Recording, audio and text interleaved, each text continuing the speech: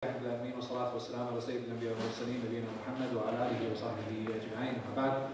Last time we had reached this point where we're talking about how societies are formed, and we said that societies are formed based off of three things. What were the three things that we had spoken about last time? Food, clothing, and shelter. Sounds good. So we said that based off of food, clothing, and shelter, there are a number of jobs that actually came about, and there are a number of classes of people that Imam Ghazāli actually, he mentions and he talks about. So he says that there are three classes of people. He said there are farmers, herders, and artisans. I guess he included all of these people together because they work with their hands. I'm not really sure. And then you have the soldiers and law enforcement, and then you said you have like people who are just general laborers who don't have any particular skill set. He also said tax collectors, which I thought was interesting. And then he says that this idea of how society evolves, it never completes, right? It just never ends because society keeps what? Right? It keeps growing, right? It keeps growing and it keeps advancing. And even the world we live in today, it's very different from the world that was 100 years ago, or 200 years ago, or even more so. Or not just that, like, subhanAllah, technology is like, what is it called? Exponential. So you'll find that when things are like this, and then it hits a certain point and it just goes like that. The things that some of us might have experienced like 20 years ago, it's very different from our life experience today. Right? So like 20 years ago, if I wanted to go to somebody's house, what would I do?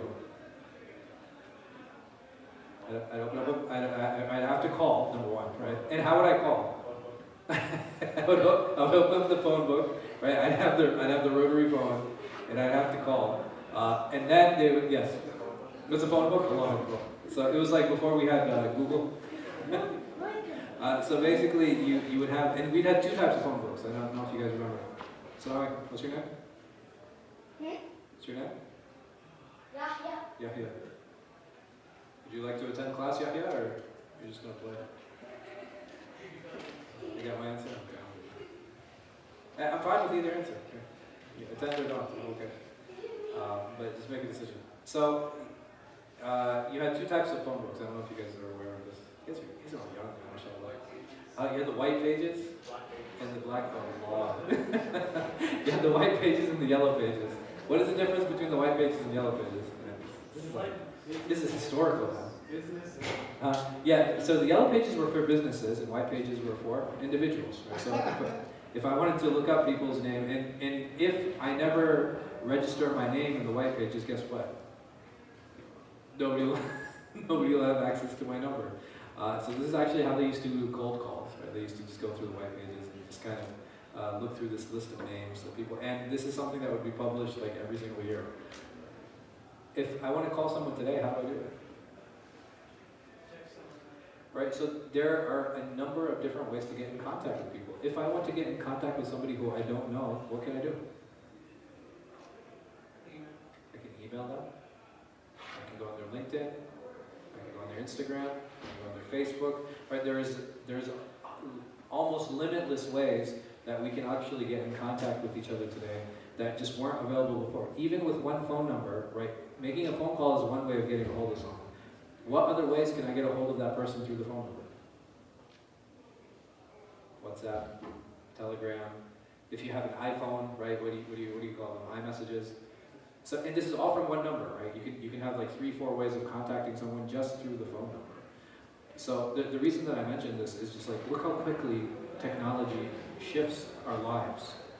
Just 10-15 years ago, we were using maps to get to different places, but now everybody has like a pocket. Like our phones are more powerful than computers were 10 years ago. Like it's crazy, right?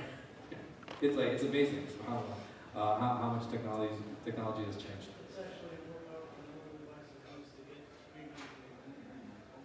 What? This one here. Yeah, yours in particular. Okay. More processing power.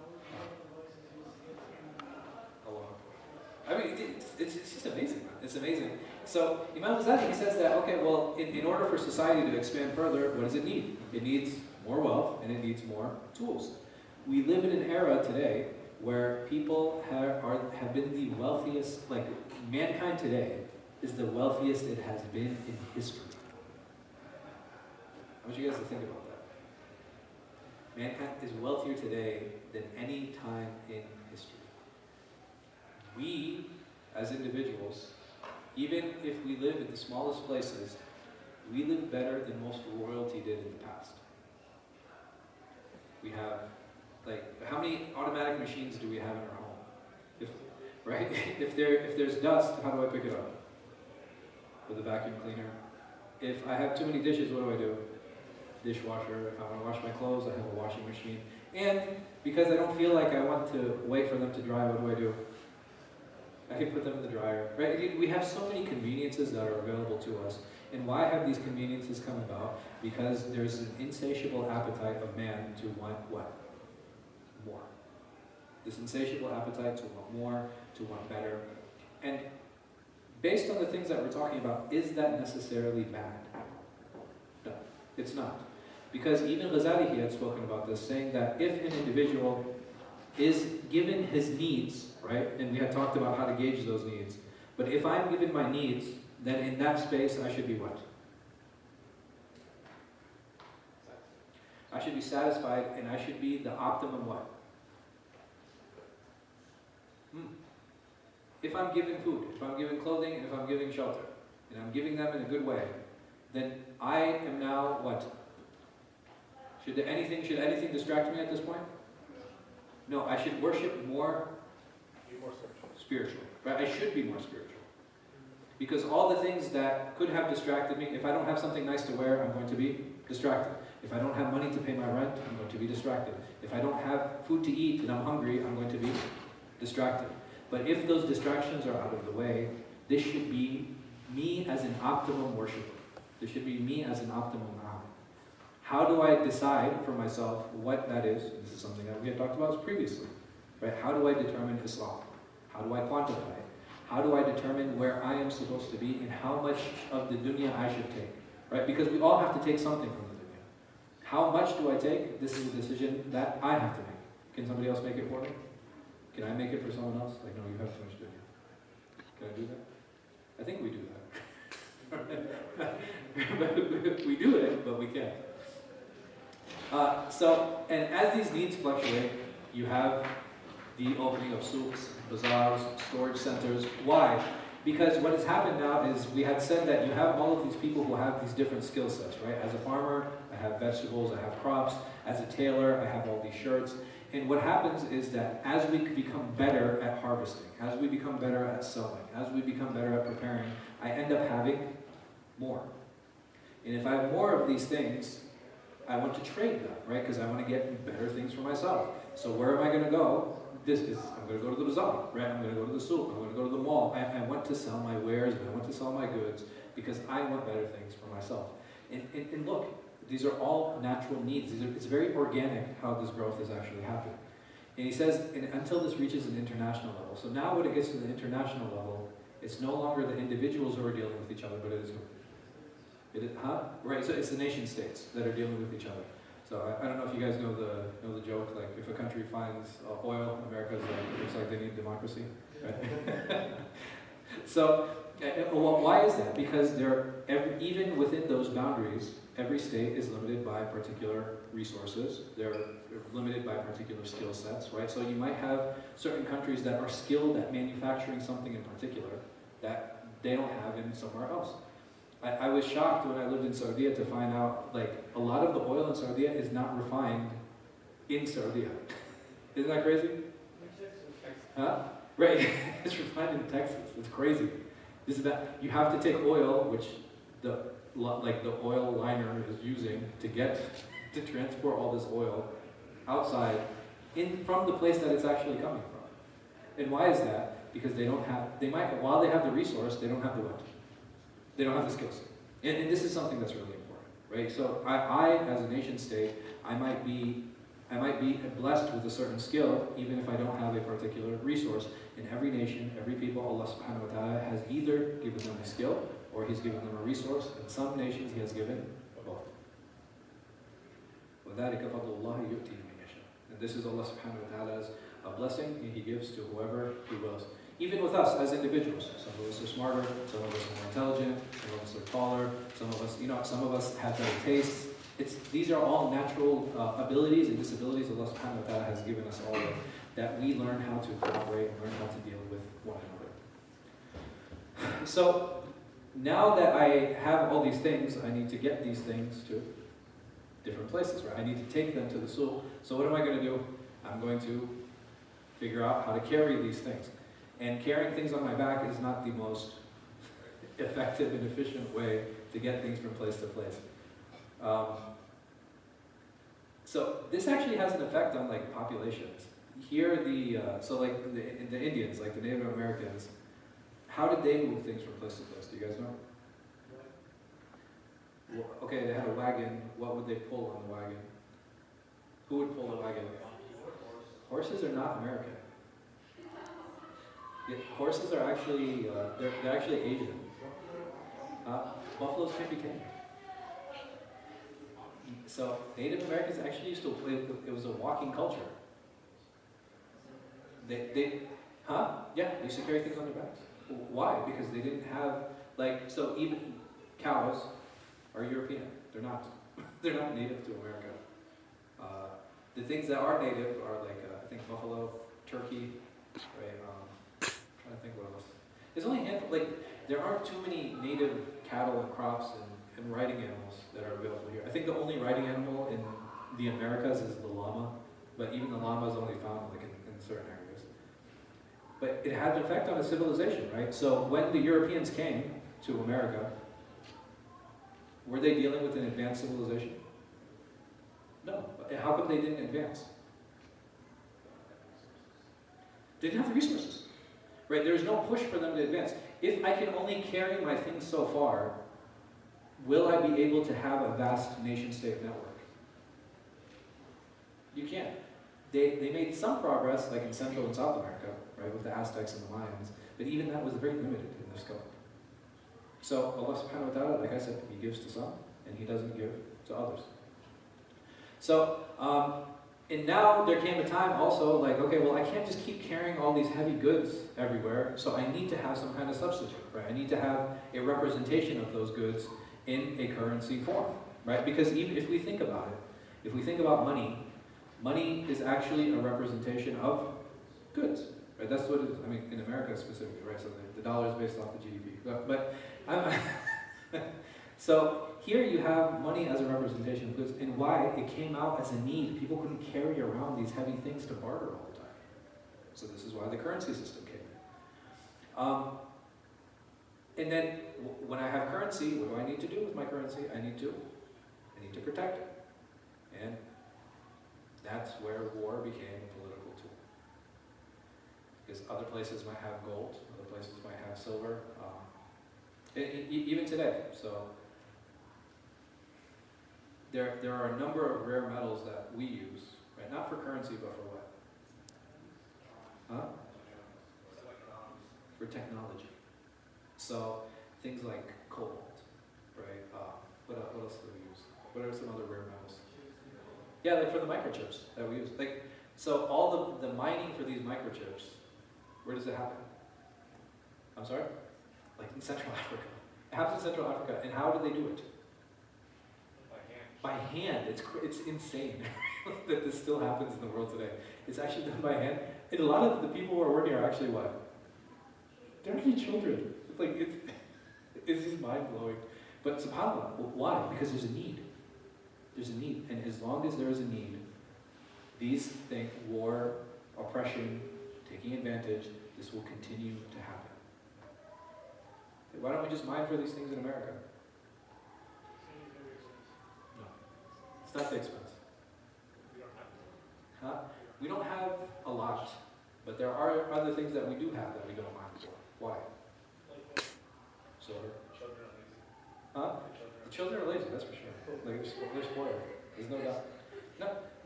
Like, so because of these environmental movements. Why can we mine in Congo and why can't we mine in the US? Because the environmentalists, they're not allowed into Congo. It's unfortunate, right? Like, it's an unfortunate reality. And then how people respond to each other, I think this is something, like, this is where we have to really look at when I have skills or when I have resources, what kind of classes and what kind of people actually stem out of this, right? This is an important conversation to have. So there are people who seek the easy route, right? So when adversity comes, you have different responses to that adversity, yes? There are some people who seek the easy route. And these are the people who Ghazāli, he says that they're basically two types of people. Either they become thieves or beggars. Why? Because it is easy. And he says that those individuals that manage to avoid thieves and beggars, because you're going to have, even within the thieves and beggars, you have a strata. Yes? So the lowest level are going to be the thieves and beggars. And then you have the people who are smarter than the thieves and beggars. So then what happens? Is you have thieves and beggars who are actually what? Who are even smarter, right? You develop a strata of them because they're like, okay, well, they're avoiding these people. So what they do is that you actually have people, so if they're strong and they're intelligent, they'll band together and they are known as what we call highway robbers. But if they're weak, what happens? They become pickpockets or swindlers, or just they go to take advantage of people in other ways. And then there are people who don't want to go through these efforts. Right? They're like, why go through this effort of stealing when I can beg? So they start faking. Right? They start acting like they're blind. They start acting like, and some of us might have experienced this, right? Where we go people and like they're actually faking. They don't have those disabilities, but they act like they act like they have those disabilities to gain the pity from people. And then there are those who go on to become entertainers. I always thought, so I think maybe during Ghazāli's time it was a little bit different, because entertainers are probably like some of the highest paid people in the world today. At his time, I guess these were people. Saying that, it's an extremely competitive business, right? So getting into entertainment is not something that's particularly simple. It's very difficult. It's very challenging. But I imagine like this level of entertainers are those people who you might see in the subway, right? I mean, like they're the ones who like collect money. So this is more of what I have that comes in mind versus like very big name stars. And then you have those tonic sellers and astrologers. And even tonic sellers is like even something before my time. But you guys know what a tonic seller is? Right? He's like, just drink this and all your hair will grow back. You know what I mean? Like, so they sell like, they call it like snake juice, you know? I'm sorry? Or snake oil, you know what I mean? Like they sell these things, right? There's no real benefit behind any of these things, but they sell them trying to convince people that it actually works. And then you have astrologers, also people who just kind of tell tales and like they try to tell you your future, even though like all the time they're wrong. And then you have those who overcome their ignorance with distraction, and their sole focus becomes this world.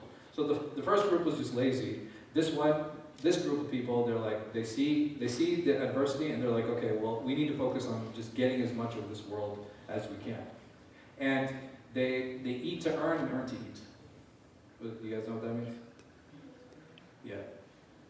That their entire so there's, you guys have heard the two statements? There are people who live to eat and people who eat to live. You know the difference? Right? Yeah. So there are people who are like their goal is to eat, and there are some people who use food just as what? As a tool, as a fuel, right? As sustenance. So over here, he's saying that these people, all they want, they just go to fulfill their, they just work, they're just in the grind, right? And their goal is just to survive, their goal is just to earn so that they can live another day. They eat so that they can work, and then they work so that they can eat. And they just kind of live this cycle, and they get trapped in that cycle because all they see is what's going on in this world. And he uses like the farmers as an example of this. They say that, and the reason he says that they're not blessed in this world is because all they're doing is what? Toiling, right? All they're doing is working, all they're doing is toiling, so they don't really reap the fruits or the benefits of people who are significantly more wealthy. And then there are those people that think they understand. And these group of people, he said that these are the people who are like, okay, well, if this is what it is, then I should do my utmost to fulfill all my desires. That's my point, and that's what I should do. And this person, all he does is he just cares about fulfilling his appetites, fulfilling his sexual urges, and he thinks that it is through this world I'm going to gain all my pleasure. That's mine, and that's what I want to do. So what does he do? He focuses on women, he focuses on eating food, and he believes that if he achieves this lifestyle, then he'll find true happiness. What happens with such people? Right, they end up being depressed. Why? Right, because the thing is like, okay, well, once you fulfill your appetite, what happens? right? You're gonna, again. And then there comes a point where you realize that this is not actually satiating, but this is not actually fulfilling. It's just all material, right? And then there are those who think that, so this person, it was through pleasures, and this person was through wealth. So what is his goal? What does he do? All he does is what? Gather his wealth. His goal is to get richer. That's it. All he wants to do is just get more and more wealth. And he just tries to accumulate it, and that's all he does. He protects it, and he eats little because he's being cheap, he's being stingy, right? So his goal is to protect his wealth as much as he can. And there are those who seek it through fame, right? So how do they seek it through fame? Basically, they're always talking good of others, like, oh, you know, you're such an amazing person. All they do is they praise other people, even though they don't actually mean it. And they'll be stingy with eating and drinking because all their wealth will be spent on dressing well, right? For them, it's just all superficial, right? They are around people, right? This is the exact narcissist culture, right? This is exactly what it is. Where the reason I'm praising the people in front of me is because I want them to what? I want them to return the praise to me, and everything is purely superficial. I want to dress nice, I want to look nice, because this is how I want people to recognize me. As somebody who looks nice, somebody who, you know what I mean? And that's it. It's just the superficial world. And then those that seek it through status, how do they do it? They have this false sense of humility. You know what I mean? They kiss babies. Like, so what do we call them? Politicians. And building these political ties. Their goal is to build that political prowess. Their goal is to make those relationships that will help them with their status and help them get the positions that they're looking for, because their drive and their desire is just to be honored and just to have that status. He says, and then there are people who seek it through religious status. And he uses a hadith of 72 sects. He said that these individuals are also driven by those same three needs. But what are they trying to do? Instead of going through wealth and going through money, what do they use? Huh? Use popularity where? In the Deen. And Allah subhanahu wa ta'ala protect us. But this is why when we have, in different hadith, right? The one who fought jihad, the scholar, the one who recited the Quran, all of these people, the Prophet ﷺ said were where? In Jahannam, they're in the hellfire. Why?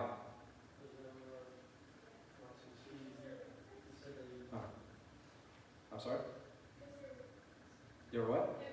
They were hypocrites, right? Not in the sense that they were like, they didn't believe in Allah subhanahu wa ta'ala, but in the sense that all of their actions were for what? To show off, right? It was for fame. But instead of using wealth and power and these other means, they used what? They used the Deen, right? And that's the most dangerous thing to play with. That you're using the Deen to actually get fame. And he said, but for those individuals who actually understand the reality of these drives, like, so all of these things, like the one for fame, the one for power, the one for status, the one for wealth, all of these things, he said, for someone who actually understands these things, he said that this person is not going to drown in them. Why?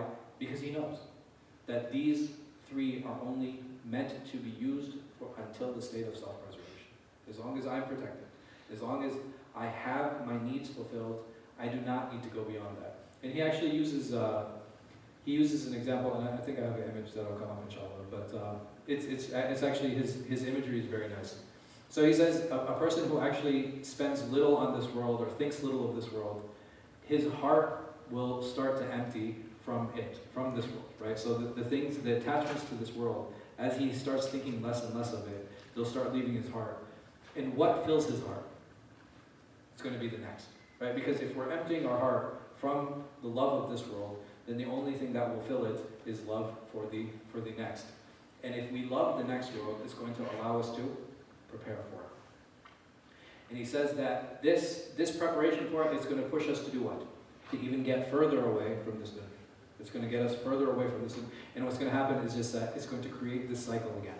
Right? So this positive feedback loop, and something that we see time and time again that Ghazāli tries to do with different things, right? Whether it be desires, whether it be needs, whether it be spirituality. He wants us to create this feedback loop within our hearts so that it's this idea of self-preservation and self-cleansing and Tazkiyah and muhasabah. He says, but if someone only thinks of this world, what's going to happen is that Allah subhanahu wa ta'ala is not going to be concerned where this individual dies. Why? Because he's wasting his time. And he's wasting his life. And Allah subhanahu wa ta'ala protect us.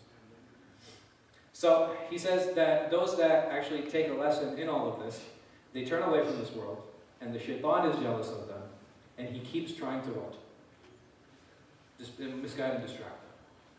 So the shaitan, he's working to misguide them, he's working to distract them, and he says that if we understand that this world is a test, and happiness is only in the next world, what happens is that there are some people who think that what? That worship is unnecessary. Because I only need to do what? Where do I need to focus? According to this person. Thought I heard it. Where's my focus going to be? If this person believes he doesn't need to do actions, then he believes that what? Only what needs to be pure? Only my heart needs to be pure. If my heart is pure, I don't need to. I don't need to act, I don't need to worship as necessary.